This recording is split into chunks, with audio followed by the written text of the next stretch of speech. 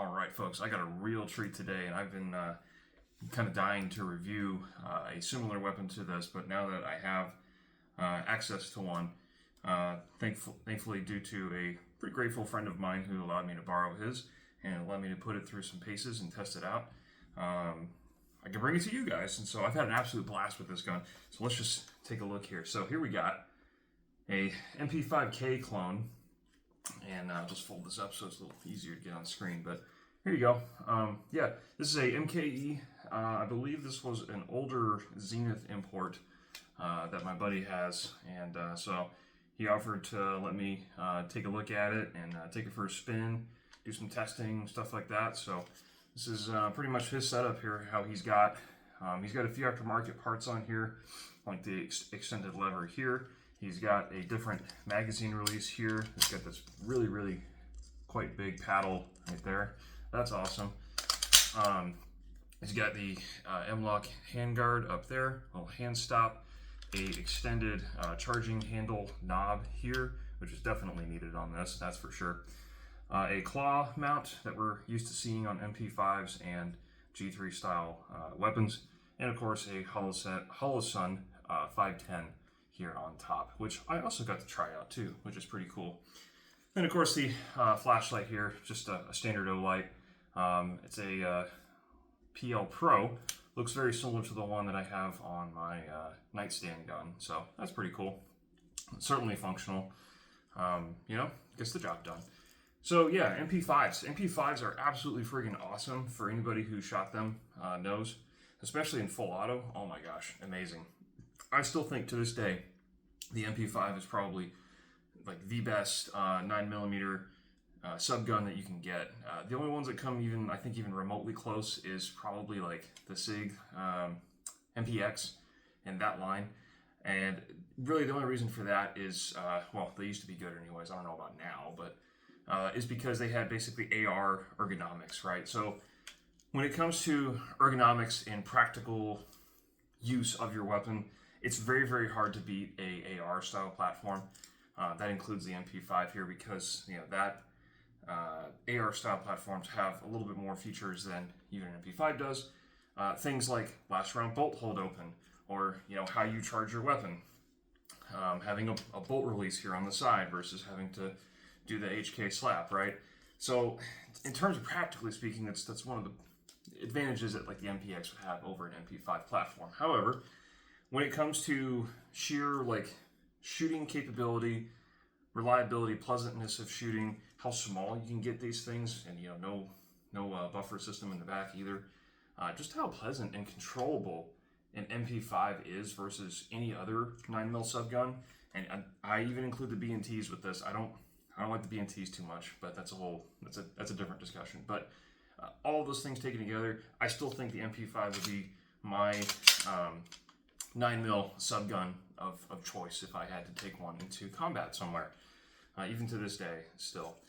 So I put this through its paces, and I also tried a suppressor. I had my Omega 9K slapped here on the front of this, and initially I was kind of worried about the things that people were talking about, how to suppress these, in the sense that like you have to change the internal locking block geometry on the inside of the bolt to make sure the gun doesn't beat itself apart. But I thought, I'm not putting 1,000, 2,000 rounds of purely suppressed function ammo through this gun, so I didn't worry about it too much.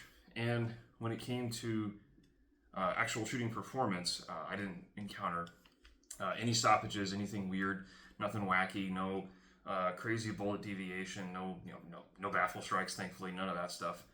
So in that regard, it worked perfectly fine, which is awesome.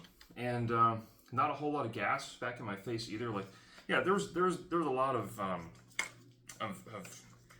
gas that would come out here from the ejection port, of course, and it did get a little smoky because I was shooting an indoor range, so it was getting a tiny bit smoky. But I also did clean this before I took it out, and maybe I put a little bit too much oil in it, but I certainly was not running it dry. So, but yeah, it worked awesome. Like just really great, especially with subs.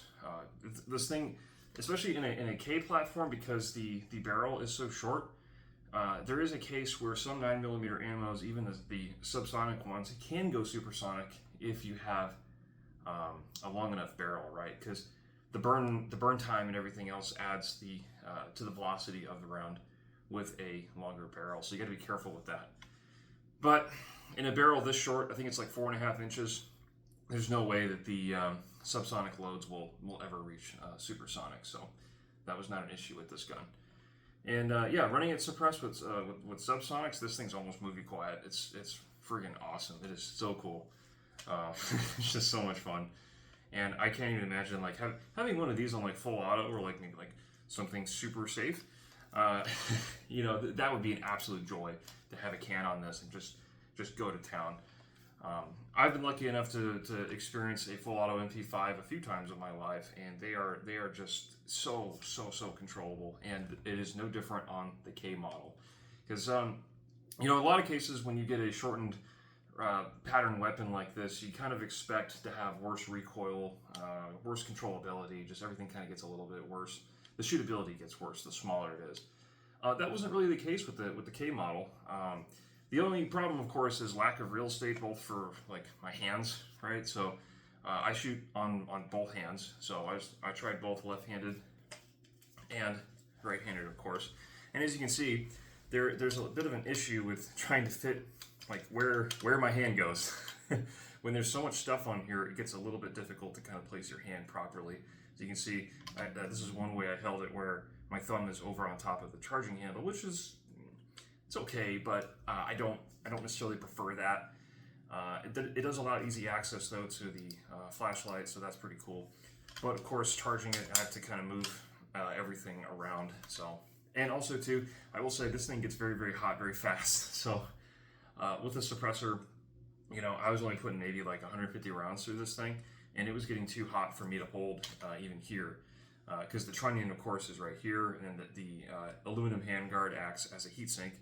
So all the heat and everything else was building up a lot right there, and it got a little uncomfortable, so I had to wear gloves at the very end. But even with the gloves, it was very controllable, and there was still enough space to put my hand here. Sometimes I would do a magwell grip and hold it here, you know, or on the other side too. I'd have to hold it kind of like this. And the thing I don't really like about left-handed magwell grip with the MP5s is that the ejection port is so close to where your hand is. So it feels unnerving at first, because you can feel the like the gases come out, and the debris and everything else coming out of the ejection port. You can kind of feel it a little bit next to your hand. It's a little unnerving at first, but you can definitely get used to it. So that's what I ended up doing. As far as ergonomics though, it's standard MP5 for the fire control group, right? So my buddy did put a extended lever here on the side, which is totally, perfectly functional for me. It's much harder to put on safe than it is to take it off, which is perfectly fine. I think that's how it should be, honestly.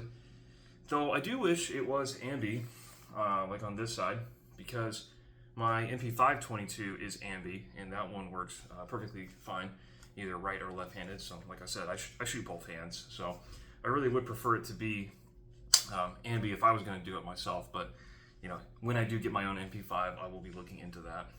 So, but even if it only being on one side, I'm still able to left-handed here, as you can see, take my thumb over on the other side, press that down, and go to town, right? So it's not a huge deal. I don't need my firing hand, thumb, or whatever to be on one side or the other. It works fine. But that does take a bit of practice to do. And the only reason why I am as comfortable with it as I am is simply because I've done that so much on ARs. They're kind of set up the same way, where they only have the fire selector on one side on most cases, right? So to me, it's totally natural. But yeah, MP5s are awesome, except for those little small things. On the K model as well, you'll notice that the back section here, the way you can tell it's a K model, that it has the two pins. One is down here in the trigger housing, the other one up here on the top of the receiver. If the sun would not, get in my eyes, but anyway, it's that time of day. Yeah, so this is a K model, of course, and if it was one of those reverse stretch ones, it would only have the pin down here in the lower. It would not have one here at the top. So I thought I would kind of like the reverse stretch idea a little bit more than a K, but the simple fact is my the hand part rail estate even if you want, is just scrunched up here in the front end, not so much in the back. So if I was going to get my own MP5, I'd definitely get the standard full length one. So, but I'm glad I got the experience to do this with a K model because I really wanted to see just what the difference was. So, what else to say? So, operating MP5s is a super natural thing to me because I also have a real affinity and fondness for the HK91 or G3 style platform rifles. I've operated those left and right-handed perfectly fine. In fact, I finally remember when I was running a match with my buddy years ago, we were running PTR 91 rifles for the competition. And of course, I was shooting my rifle left-handed because I am cross-eye dominant. And as anyone knows, running a G3 style rifle left-handed is not an easy thing to do. So I wasn't really, performing at the top of, competitive with everybody else, but I was doing it mostly for fun. But I had Ian McCollum from Forgotten Weapons. He was there that day as well, and he's like, "Dude, are you running your PTR like left-handed?" And I'm like, "Yes, sir, I am." And he's like, "Wow, that's really cool, and pretty impressive too that you're able to do it like that well." So he did feature me on his Instagram for the match that day, and I thought that was super cool. But anyway, the point is, you can absolutely operate MP5s left-handed. It's not cosmic. The thing that really trips up people the most is how to charge this thing. And I might even just do a separate video on this later once I get my own MP5. But just like my other video with left-handed bolt action operation. But really, the majority of it comes down to the charging handle, right? Because it's only on one side. Now this one again has the extended nub here, which is awesome. I'm probably going to do that myself when I get one. But really, I just take my support hand up here in the front and just reach over like this, turn the gun over, and lock it open like that. And then of course doing a mag change is trivial at this point. So just put that sucker in, and then when you're ready to go, I just hit it up here. Boom, you're good. Now of course, the way he has it set up, his flashlight kind of gets in the way. Yeah, no big deal. Yeah, you can work around it, and of course everyone's going to have their own setup for how they do their MP5. So, but yeah, I've never found these things to be particularly hard to use left-handed. It just takes some training, some practice to get used to it. And of course, right-handed, because the Germans design everything well, is no problem at all. So yeah. For what else can I say about this? So.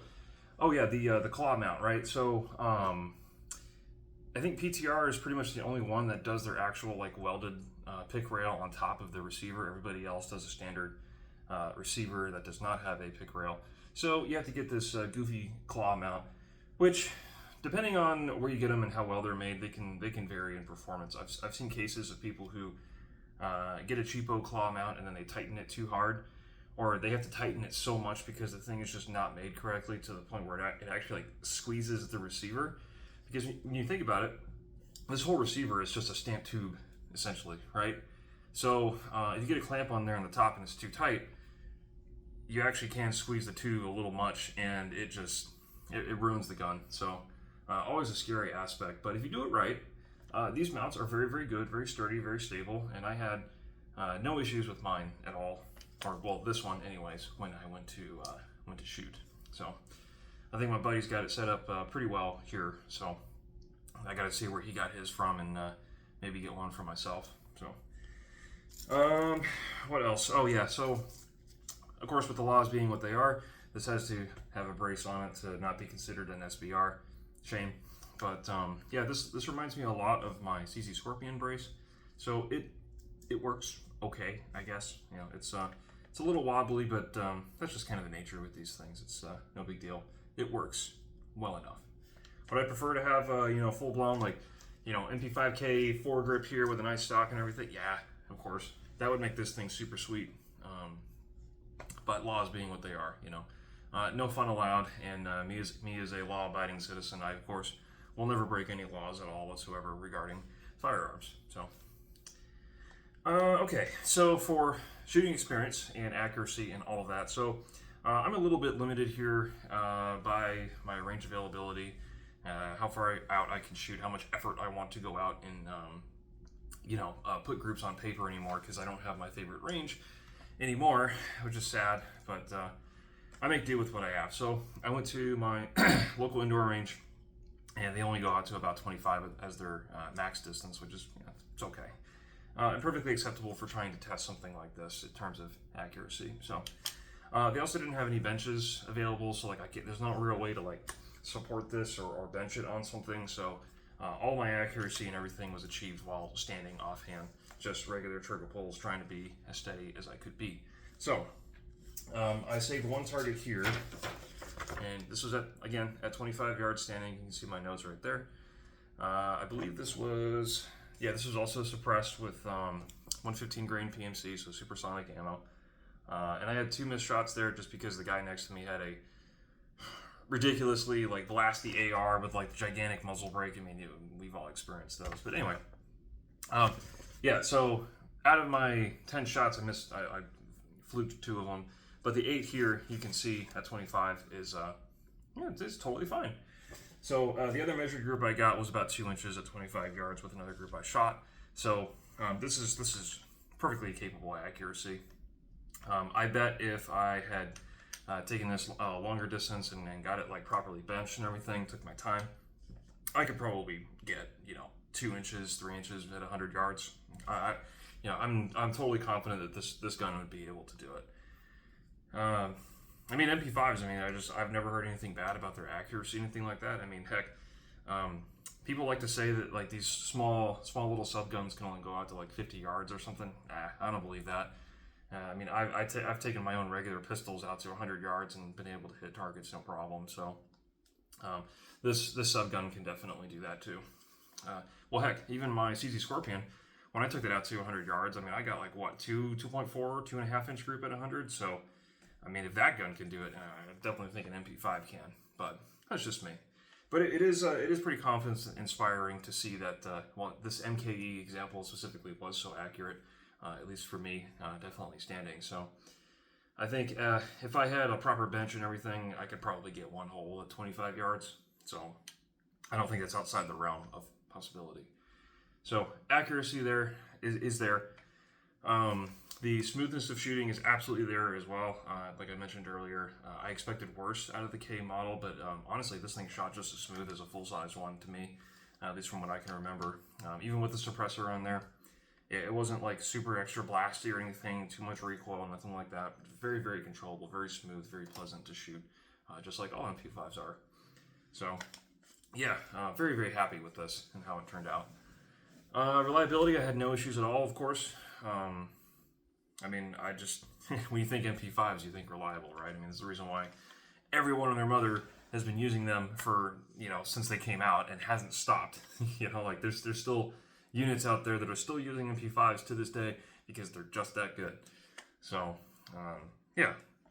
So overall, I am super grateful to my buddy to, allow me to test out his little K model here. Heck, the whole reason why he got one too is because he used something similar when he was downrange, and if the guys down there are trusting their lives to these, and probably good enough for us, right? So I was unfortunately not cool enough to be operating with cool guns like this when I was deployed, but I definitely would not mind having a K model on my aircraft while I'm doing missions, but anyway. Super grateful for him to let me borrow this and try this out, really get my hands on, because I haven't shot a K model before. Everything else I've tried has been full-size automatics, like an SD model once. That was pretty cool.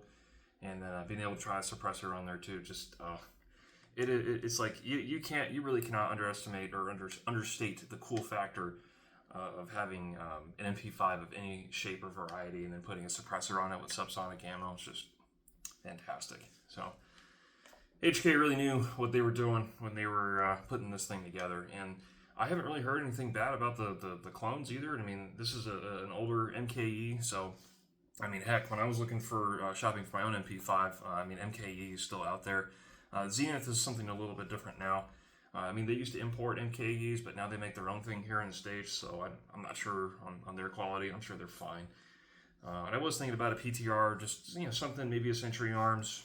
I think, honestly, I think it's hard to go wrong with an MP5 clone, but yeah, it's, either way, it's fun. It's super fun. So I won't get into all like the parts compatibility and the different shelves for the lowers and all that stuff that's gone on with these things. There's so much like deep lore with MP5s and also HK91s or G3 rifles too that goes into these things. But you know, you could Google search and do forum posts for hours on these things to figure out, you know, what part can fit where, what thing will fit your particular gun, and what you want to do with it, and so on. So anyway, yeah, I figured I'd bring this to you guys, and I might even put some shorts out too of me shooting this thing. It's just a demonstration of like the sound difference between subsonic and supersonic bullets out of this gun. But yeah, these are super cool. If you've never tried an MP5, I really recommend that you try one, especially a full auto one if you can. Those things are sweet. And after that, you'll get a real appreciation for what a 9mm subgun can do. And then you'll also start to realize, though, unfortunately, just how violent the direct blowback PCCs are. So like your AR9s, your CZ Scorpions, right? Beretta CX4s, for those who have those. All of those direct blowback actions, you'll really appreciate just how smooth an MP5 is once you actually do take one of these out and shoot it. So, do I think it's worth the money and worth the difference? Yes. If you were going to get like only one 9mm PCC ever in your whole time, and it had to be really nice and everything, MP5 would definitely be at the top of the list, I think, me personally. And you know, I may mention the MPX is slightly better only because of the ergonomics. But in terms of like just sheer track record, history, cool factor, everything else, the fact that it's not a SIG, you know, this MP5 blows the MPX out of the water, I think. So that's my personal take and opinion on it. I really love these things, and of course, you know, these things have just been in like every movie, every video game, everything. Just the cool factor cannot be understated. So. Anyway, I'll stop gushing about this. It was super cool to try an MKE MP5K model. Really nice, sweet shooting gun, and I really want to get one for myself someday. Maybe not a K model, but like a full size, just because I want a little bit more room here.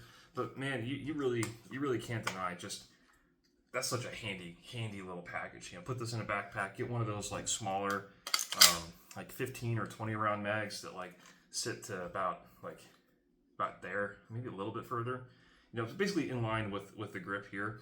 And you know, get a bunch of those and stick them in a backpack or whatever, dude. Like, boom, like you're good to go. Like this is a very nice PDW option. So, but anyway, I figured I'd bring that to you guys. And again, I'm very grateful to my buddy for letting me borrow this and give it a whirl. So yeah, if you guys ever have any doubts about how awesome an MP5 is, have no doubts. Take one out, shoot it, try it. You'll love it. I guarantee it. So, yeah. Cool stuff all around, and we'll see you next time.